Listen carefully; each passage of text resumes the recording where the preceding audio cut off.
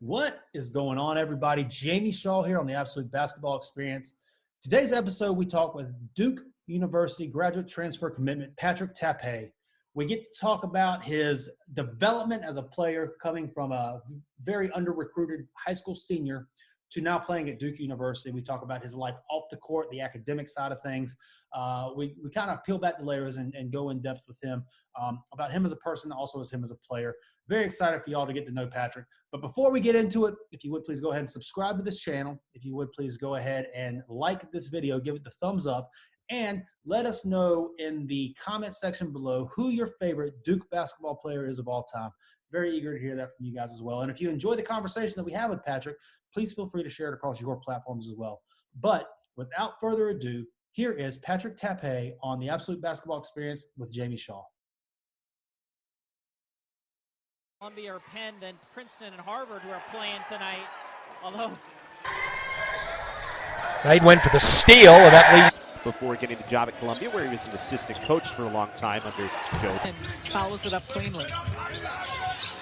And Columbia and the Lions have countered, pulling within 6. To Penn. It's Booth attacking the rim. Throwing it back, and the Thunder. Goal percentage in the Ivy League. Holds true. 4 seconds to go. They inbound to Tape. Tape, can he get it off in time? Oh, Harvard's 0 for 3 right now. Tape puts up to some offense, trailing 8-2 here. Here's Patrick Tape going up. and that looks like late in the clock again, and that's a to get his team ready to play against a very good offensive team. 7 turnovers. Tape. What is going on, everybody? Jamie Shaw here on the Absolute Basketball Experience. I am joined today with new Duke player Patrick Tape. Patrick, how you doing today? Doing well, thanks. Good, man. Good. How's everything going? You wrapping up everything at Columbia and got one class left? Yeah, I just have one last take-home final. My business major concentration. Then I'm good. That's awesome. That feels good. So jumping right into it, you weren't really heavily recruited out of Queens Grant High School, despite some pretty hefty numbers that you put up. I mean, you even played on like the B team for PSB Elite and stuff coming out. If in 2016 I would have told you that you would be playing basketball at Duke University as a full scholarship player, what would you have told me? Man, I would have thought you were lying to me. It's real to me. Obviously, like you said, I haven't had a lot of opportunities coming out of high school. I'm just happy that I got to develop, and obviously now I'm in a situation like this. I'm just blessed. So during your time at Columbia, you continually developed. The 2018-19 season, you finished in the top 10 in the league in 2-point field goal percentage, offensive rebounds, total rebounds, blocks, true shooting percentage, win shares per 40, defensive box plus minus, etc. How would you say that you developed during your time from when you stepped on campus to when you're leaving at Columbia? Right. I think a big thing was probably just getting stronger. I think, thanks to, the great coach, Tommy Sheehan, strength coach, he's helped me develop my body physically. Just being able to, be stronger on the inside, battle for rebounds, get position. I think that's the biggest thing that helped me. And then also, just working on my touch around the rim, feel for the game. I think those are the 2 biggest things. So you decided last season to sit out, and you really were able to kind of hunker down in this transfer process and go on some visits and decide what you wanted in the school. What all went into that decision last year for you? So it was, a lot of things. I was definitely, obviously the big things I was considering were playing time, how successful the team was, they had players returning, who were effective players. And then also, academically, I want to go to a school that has a good reputation and things that I was interested in. So, those are the 3 main things. So Duke, Southern Cal, Syracuse, Ohio State was kind of the Final 4 that they put out. What was it about Duke? Big thing was just speaking with, first of all, coming from North Carolina, obviously Duke and Carolina, 2 big schools there. And, it was always my dream as a kid to play for Duke. So when I got the call from Coach Carroll, I was just, super excited and happy about the opportunity. And then, speaking with Coach K and Coach Carroll and the whole coaching staff as well, it was just nice because they were really, really made an effort to get to know me as well as even my mom and my family. So they really made me feel comfortable about the decision, and then just also speaking about my role on the team. It seemed like I could be a pretty, I guess like influential player on the team. Coming as a senior role, take as like with my experience. So yeah, basically those couple of things were like really important to me. Hey. Lead over Harvard, and just to recap, if Penn wins that game, 11 versus Colgate, 9 each against BC and Bryant.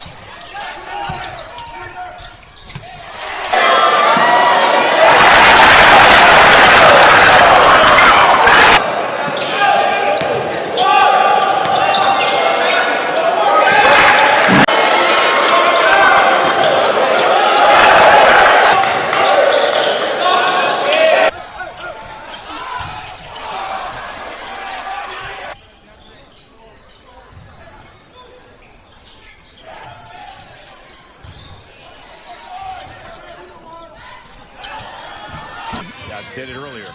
First 8 seasons, he's won 20 or more games. This is to follow. Tapé. Inside to Tapé. He'll go right up. 6 to shoot. Finds Tapé on the pick and roll. Layup. Got it up at 40. Tapé. So things moved pretty quickly with Duke, I guess so much so that you kind of took a step back and then reevaluated and then continued forward with them. What all was going on during that kind of time frame? Because they offered quickly and then you committed, then back down, and then committed again. Like, what all went on during that time frame? Yeah, so I think it was maybe like a week or just over a week or so that after Duke contacted me that I committed the first time, and then I guess I guess it all happened so quick that I was a little scared that I was rushing into it. So I decided to decommit, and then after some more time of speaking with my family and coaches and people who were important to me, I realized that Duke was the best situation for me. And I actually spoke to my coach last year, assistant coach Kenny Blakeney, actually the head coach at Howard now. But I asked him if it would be available for me to recommit to Duke. And I guess he reached out to the coaching staff and asked them, and then we got connected and we spoke about where I told them what my inhibitions were, what I was worried about, and they accepted it. And understood and welcome me back into the program. Yeah, absolutely. And interesting enough, now you're going to graduate with an undergraduate degree from Columbia University, and then you're going to have a graduate degree from Duke University. I mean, that's a heck of a resume. Yeah, I mean, coming out of high school, I think that was a big thing for me. Was as my parents taught me when I was younger, is education comes first. So I'm just happy that I got the opportunity with these two great universities. Yeah. So I guess with that, like, what are your life goals? I mean, the ball's going to stop bouncing one day, and you're going to be a heavily educated person with a resume that's parallel to very few. What are your life goals with that? Yeah, so I guess after basketball, I'm looking into like my future career plans. One thing I'm interested in at Columbia here, obviously, I'm majored in urban studies, so I'm interested in urban design, development, planning, those aspects. I do call me getting a master's in management degree, which is a little more business oriented. So I guess I'm still pretty open as to what I want to do, but hopefully at Duke, I'll find like-minded people and go from there. So for those who haven't seen you play, obviously going from Columbia to Duke, the scale's massive now. For those who haven't seen you play, how would you describe your game? And who would you say, or who have you heard that you play like? I guess I haven't gotten too many comparisons, but I would like to say that my favorite player has been Tim Duncan. I try to model my game after him, like an efficient low post scorer. I say I have a good touch around the rim, like a good feel for scoring around the basket, and also I think I'm pretty capable passer. And I think defensively I'm pretty active. Rebounds, just getting after balls and being aggressive. And I think I'm looking forward to work. At Duke's, hopefully expanding my game out to the perimeter more. I think at Columbia I'm gonna get to showcase that aspect of my game too much, but hopefully this next year I'll have a chance to. And then coming into next season, Duke returns Matthew Hurt, but they lose Vernon Carey, Javin DeLaurier, and Jack White. What role is the staff talking to you about playing for this team, and what are your expectations for this team coming next year? Yeah, so just in speaking with Coach K, he's mentioned that obviously the center spot they've lost a couple senior dudes, or like it's only me and Mark Williams coming in. at the 5 position. So it's definitely it's going to be us battling for a spot there and for minutes. And I guess one thing that Coach K was, excited about for me, he said was, my ball skills. So being able to pass, like, pick and rolls, and, handoffs and things like that, being able to be a facilitator, and just like be an effective scorer down low. Sure. And during this time of quarantine, are you able to get in the gym at all? No, I don't have access to a gym, but I do go to the park and run and try to stay in shape that way, but no basketball right now. I got you. So what do your workouts look like? Well, I guess the strength coach at Duke, Coach Will, he has like a format for us. So we have like a 7-day conditioning program and a 3-day lift schedule. Obviously, I don't have access to weight, so it's a lot of push-ups, pull-ups, planks, things like that. But I'm out trying to like run stairs and run suicides, or I guess like, up and down the field and things like that. And then, now you're going to be playing for one of the biggest brands in college basketball, for one of the best coaches ever to coach the game of basketball, less than 3 hours from your house. Have you been able yet to take kind of a step back and really think about that? Yeah, I think that was, part of the thing. After I decommitted, everything happened so quickly, and I was obviously so caught up in how excited I was about it. And I really got to realize that, Duke is such a great opportunity. Having my family is nearby. I have a couple of cousins and relatives in like the Chapel Hill area. Mm-hmm. And yeah, and I've definitely been able to get appreciation from them, listening to them and how much they're excited for me, as well as my mom coming to games and things like that. So yeah, I'm definitely, very appreciative. No, absolutely. And, when it comes to the academics and basketball meshed together, I mean, it doesn't get much better than Duke. So we kind of like to end these things on a rapid fire, 3 quick questions. You just give your knee-jerk answer to it, nothing crazy. What's the last thing that you've been watched on Netflix? I guess currently I'm watching this show called Money Heist. Okay. It's about this. Recommend it? Sorry, what did you say? Do you recommend it? Yeah, I mean, I'm only 1 season into it so far, but it's been good so far. Yeah. So what was your favorite band or musical group in high school? High school, I'd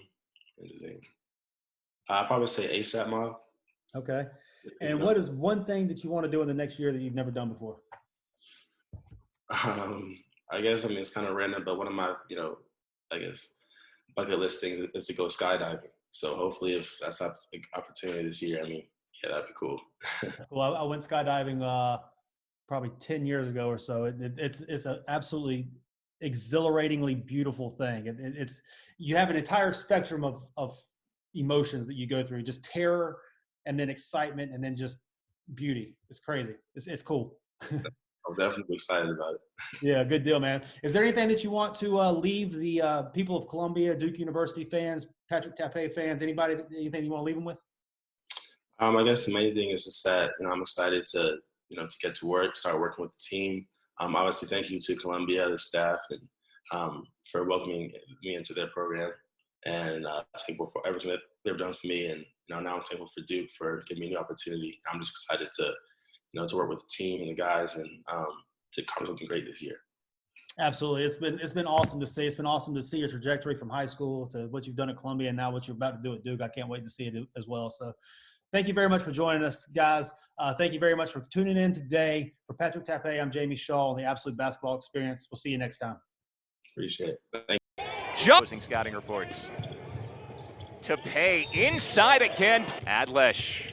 Drive and dish. Tape. Readjust. With 12 to shoot, Patrick Tape.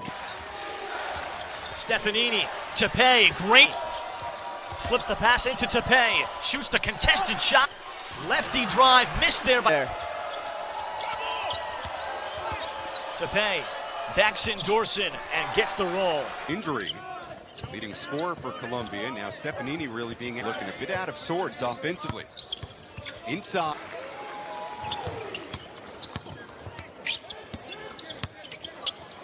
Tape.